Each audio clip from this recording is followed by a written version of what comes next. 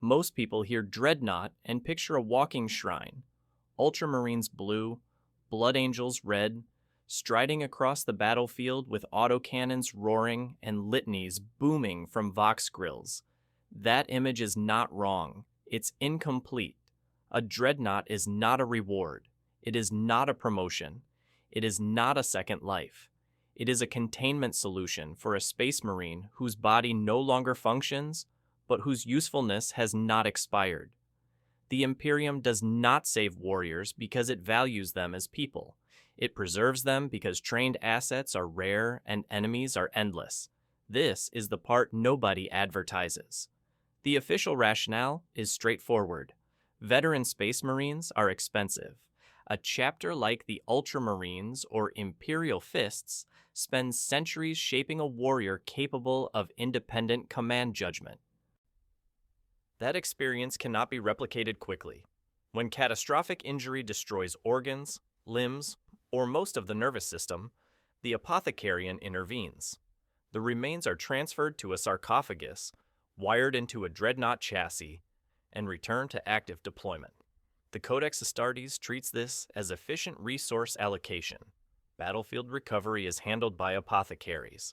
Stabilization occurs in the chapter's apothecarian. Neural integration relies on the black carapace, the same implant that once bonded power armor to skin. The Adeptus Mechanicus blesses the machine's spirit. Tech Marines trained on Mars perform maintenance.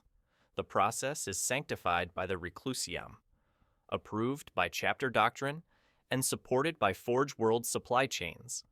On paper, it works. The warrior continues to fight.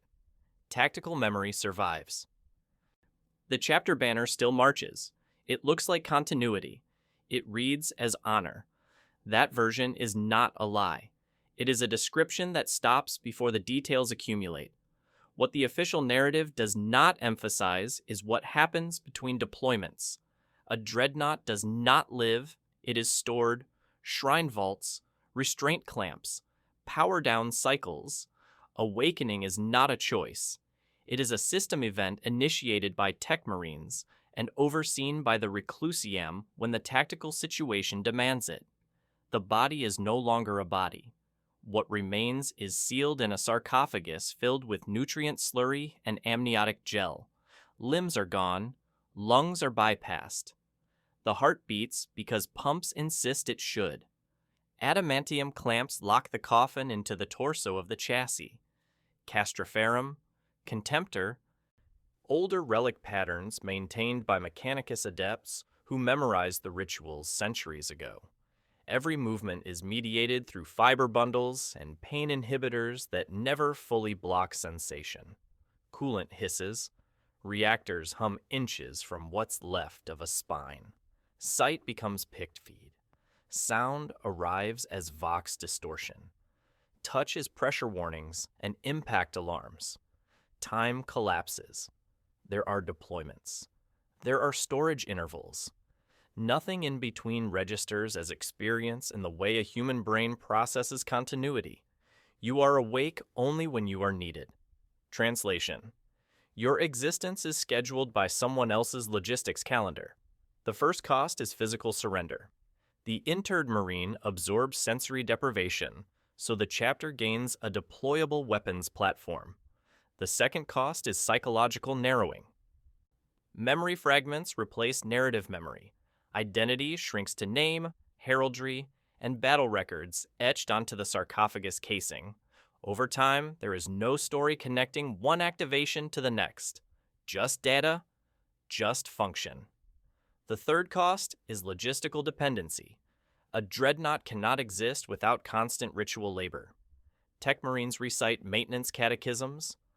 Adeptus Mechanicus adepts appease the machine's spirit. Forge World supply chains decide whether replacement seals or reactor parts arrive this century or next. Damage that would kill a Predator tank is patched with prayer and scrap because replacement chassis are unlikely. Obsolescence is not failure, it is expected. Think of it like this. Your car breaks down, but the manufacturer went extinct 4,000 years ago. and the only mechanic who knows how to fix it lives on Mars and answers prayers in binary. That is normal. The fourth cost is moral compression. There is no retirement path, no reassignment, no medical discharge. The moment interment occurs, the remaining choices shrink to zero. You fight when awakened. You wait when stored. Consent occurred once, long ago under different conditions. After that, continuation is automatic. Every fix closes another door. This system persists because it aligns perfectly with Imperial incentives. Chapters gain an unkillable symbol that reinforces morale and lineage. The Dreadnought becomes proof that service never ends, that the fallen still protect the living. That message is tactically useful. It steadies scouts, it impresses successors, it justifies the expenditure of genocide and training. The Adeptus Mechanicus gains another sacred engine to maintain, justifying its monopoly on knowledge and reinforcing its position as the only institution capable of interpreting the Omnissiah's will. The High Lords of Terra benefit from every warrior who can be redeployed without retraining costs. Even the Legio Cybernetica views the neural interface as proof that man and machine can merge without heresy. Failure does not discredit the system, it validates it. If a dreadnought degrades mentally, that is framed as noble sacrifice. If it becomes unstable, it is sealed deeper, awakened less often, and still counted as a relic. Individual chapters cannot dismantle the practice without weakening themselves relative to rivals.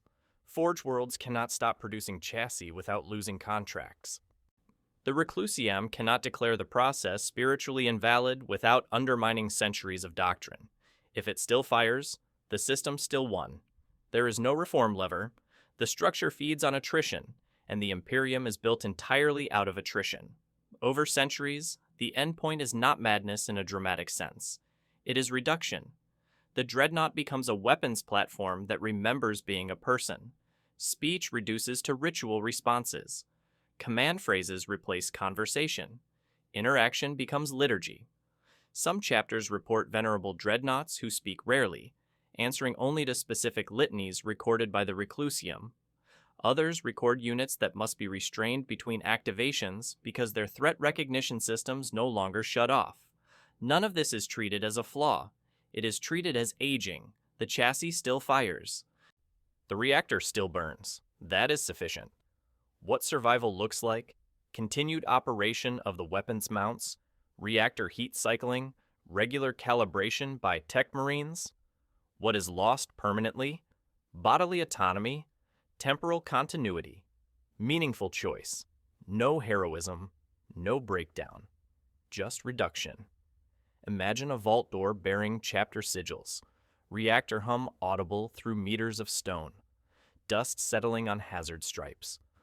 The dreadnought inside has not moved in 40 years. The next time it wakes, it will not remember this gap. It will not ask why. It will receive targeting coordinates and open fire. Survival was never the point. Your life as a dreadnought sounds like an extension of service. In practice, it is the removal of everything except service. The Imperium does not trap heroes in coffins out of cruelty or malice. It does it because the math works. One broken body, preserved indefinitely, is cheaper than training a replacement. The grim irony is not that this fate is horrific. It's that, within Imperial logic, it is correct. The Dreadnought is not a tragedy. It is a solution that refuses to end.